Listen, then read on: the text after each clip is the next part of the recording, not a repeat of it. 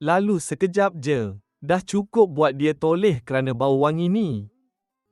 Untuk korang yang perempuan sama ada isteri ataupun mak korang ke, ataupun kakak ke, adik perempuan ke, kalau boleh, saya nak share dengan korang, kalau boleh, hati-hati bila pakai perfume jenama macam ni, bentuk botol macam ni, warna macam ni, kotak macam ni.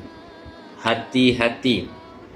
Dalam dia ada 35 ml. Ceritanya macam ni, saya duduk dekat quarters KKM ni.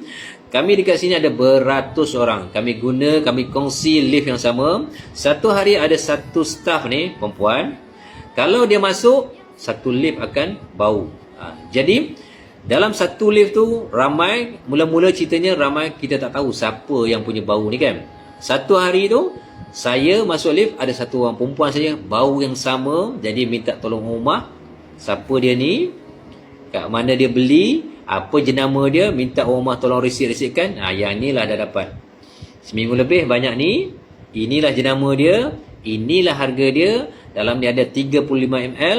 Hati-hati. Sebab apa? Saya orang luar sendiri pun memang suka bau macam ni. Apalagi korang sebagai seorang isteri. Kalau nak pick up korang punya suami, cuba dulu yang ni.